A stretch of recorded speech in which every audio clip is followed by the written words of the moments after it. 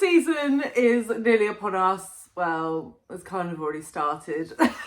The Booker predictions are coming in thick and fast now. I am loving seeing what everyone is predicting, and I'm gonna throw my guesses into the ring.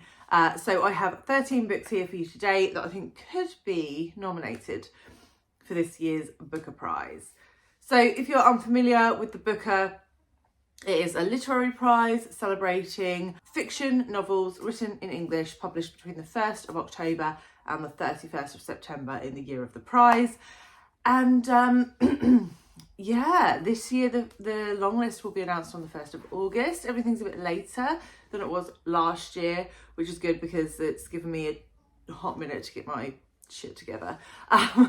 But I did have a massive long list of like 36 books that I thought could be potentials. I have narrowed it down to 13, so we'll see how we go. I did have a look at my predictions for last year, and I got a whopping 0 books correct out of 13. So really all that means is that I can only improve this year, right? I can either level or improve. So we shall see. The books that I have picked 2 that I have already read and loved. So that means they probably won't be on the Booker Prize. And then I have picked a variety of other ones, some that are coming up time and time again on people's prediction videos, and some random ones that I just thought sounded fun, and I thought I'd add them to my list. So let's get started, shall we? So the first book, and pretty much everyone is predicting this, I think, except for maybe Scott at Gunpowder Fiction and Plot, Demon Copperhead by Barbara Kingsolver. This book is incredible. It's won the Pulitzer, or well, joint won the Pulitzer and won the Women's Prize, and I absolutely adored it. The best first person narration I've ever read. Barbara Kingsolver is quite frankly just a rock star.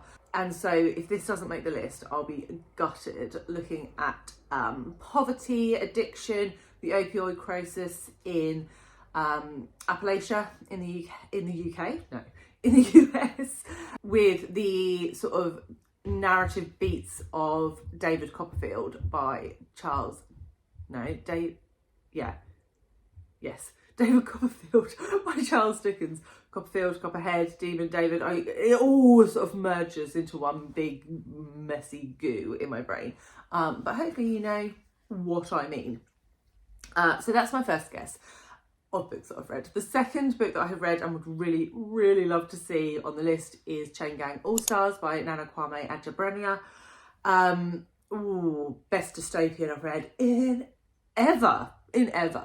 I did a solo review for this. I will leave it below. I will also leave Scott's review below because he is just more intelligent than I am. So if you want a more intelligent review, check out Scott's. But this book was incredible. 2 female characters who have to effectively fight to the death to shorten their prison sentence, and it's really a social commentary on the commercialisation of the prison system, the unfairness, I go into it in the review. Go check it out. But basically everyone should read it because it is incredible. So next up, and I full on stole this one from Charlotte Malloy, so go check out her predictions, because I saw this come up. I was like, damn girl, yes, that definitely stands a chance. And that is The House of Doors by Twang. Eng has been nominated before. He's been both longlisted and shortlisted. I haven't got to any of his work before, but I really, really want to. This one is set in the 1920s in Penang, and we follow a couple who have a writer friend come to visit, and I think the writer friend and the husband have had previous relations, from what I can gather from the synopsis, and it's about how his coming in sort of disrupts this life that this guy has been living, this sort of closeted life where he is pretending to be happily married and perhaps is not. I also know that my lovely friend Charlie Brooke has recently read this, or is still currently reading it, so hop over to her channel to see her thoughts and sort of a in the know synopsis of someone who has read it. Fourth up on my list is The Covenant of Water by Abraham Verghese. This one is set in Kerala in South India and is a multi-generational story. And so if you haven't been here before, all authors need to do is put into their synopsis multi-generational family saga, and I'm like, I need that book. So I really, really want to read it, but it follows generations, and in every generation someone dies from drowning. I don't know too much more than that, but it sounds really good, and I have been meaning to get to Verghese for a long time as well. I have his previous book, I don't know if it's the previous one, an old one, Cutting for Stone on my shelf. Haven't got to that yet either. But yeah, really looking forward to that. Also, the fabulous Shelley Swearingen did a solo review for this one. I'll leave that below, in which I just wanted to read it more. So go check out her review if you want more details on that one. I have a couple of big hitters next. We have Birnam by Eleanor Catton. I think most people are predicting this to be on the list. She's a pretty heavy hitting author. This looks a little bit divorced from stuff that she's done previously, where we're following like a guerrilla gardening group who are sort of planting veg and plants in any sort of spaces that they can. I think it's to do with sort of like climate change and that sort of thing. And then some sort of natural disaster occurs that presents opportunities for this gardening group that they haven't had before, where potentially they can become profitable in their own right. Interesting. I do love like the whole food security discussion. So if it is going down that route, which is what it sounds like to me, then I really do quite fancy that one. The other big hitter is of course Salman Rushdie with his new novel Victory City, which came out towards the end of last year, I believe. Set in the 14th century in South India. So this is the second book that I've talked about set in South India. Maybe there's a theme, or maybe only one of them will make it, and I probably should have chosen more wisely. We shall see. And in this one, we are following a 9-year-old girl, and she sort of has this spiritual interaction, and then I think she's used as a vessel for a goddess. I think it spans quite a big period of time. I always think that Rushdie's premises sound really interesting, but I did attempt one of his books, Midnight's Children, last year, and didn't quite gel with his writing style. I will try him again, but his premises always sound really interesting. And obviously the king of Rushdie is Kieran at KD Books. He did review this book right back when it was released. So I'll try and find that review and link it below. But anything Rushdie, head over to Kieran's channel. Then I think we're up to 7. And I've got the Heaven and Earth Grocery Store by James McBride. McBride has won the National Book Award before. He's been an Oprah Book Club pick. And this one is set in the 1970s. And I think we follow a cast of characters in a small town where there are secrets. There is a skeleton discovered. Obviously, we've got someone who's running a grocery store. And I think the town sort of bandies together to protect a young deaf child from being sort of taken into the system. That's my understanding of the premise. Sounds really good. Another author I've been meaning to read for a while, and definitely one that I think is just growing and growing in popularity and notoriety. So yeah.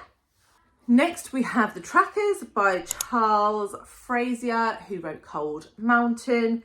This is set in the Depression era, following a painter who is commissioned to do like a mural or something in a small town, and he is taken in by a couple who own a ranch in the town or on the outskirts of the town, but they are questionable. I think there's some controversy surrounding them, so he goes to live here and sort of uncovers what that controversy is and gets sort of embroiled in it.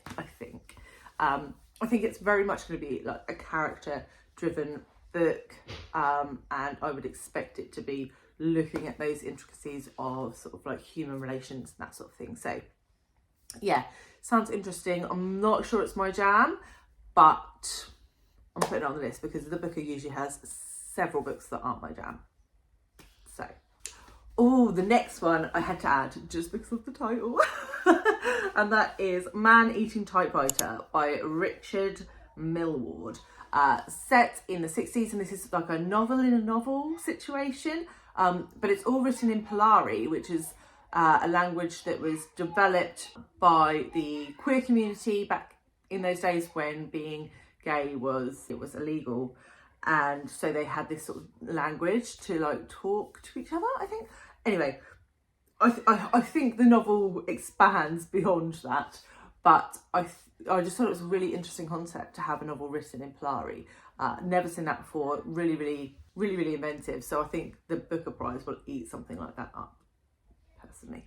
In a 10th, another one that a lot of people are recommending and a lot of people are praising very highly at the moment, and that's In Memoriam by Alice Winn. This is a World War One novel. Is it World War One?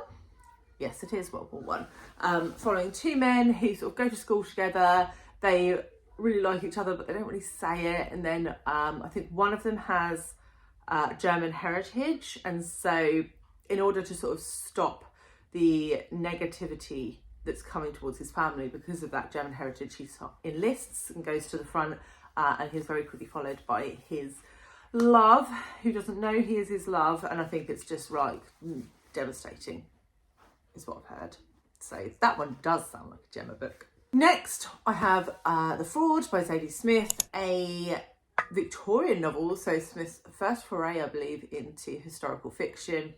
Looking a little bit at the conflict between Ainsworth and Dickens, but through the eyes of a housekeeper and an ex-plantation slave. So yeah, just sounds like some really interesting like perspectives and plenty of opportunity for like commentary around race and class, which I'll be honest, I also haven't read any Zadie Smith, don't come for me, but it sounds very much like her sort of thing, commenting on those sort of key social issues. So I'm interested to see how she weaves that into a historical narrative. Sounds pretty good. Okay, we're getting close to the end now, and in 12th I've got Brother and Sister Enter the Forest by Richard Mirabella.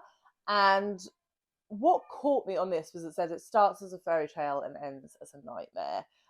This is a sort of queer coming of age story, I believe, where a young man is in an abusive relationship and tries to escape that by going to find his sister. So I don't really know any more than that. I just know that queer coming of age covers abuse, and I'm interested to see how that all ties with a like a fairy tale structure or like backing. So yeah, bit of a wild card, but I thought it was something interesting, so it's on my list. And then finally, one that I really want to read. I haven't seen anyone talking about this yet, but it sounds so good. It's Ponyboy by Eliot Duncan.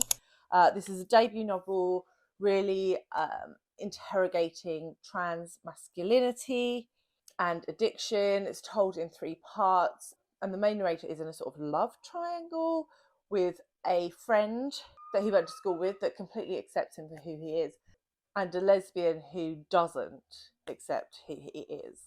And yeah, just sounds like it could be quite gritty. I think it might be set in Paris, but I might be making that up.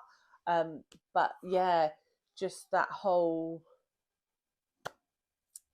discussion around acceptance of a trans identity looks like it's covered within this, obviously coupled with addiction. So yeah, actually reading the blurb, it gave me sort of Train Spotting vibes, but yeah, we'll see. But it sounds so good. I definitely want to get to that one ASAP, just to see if it is as good as it sounds. And so that is my 13. Not long to wait now until obviously the long list is really announced, and we'll see if I can get more than a big fat 0 this year. If you're interested in seeing my relationship with the Booker to date, I will leave the video where I tier ranked all the books I have read here, and I will catch you all very soon with another one. Bye guys.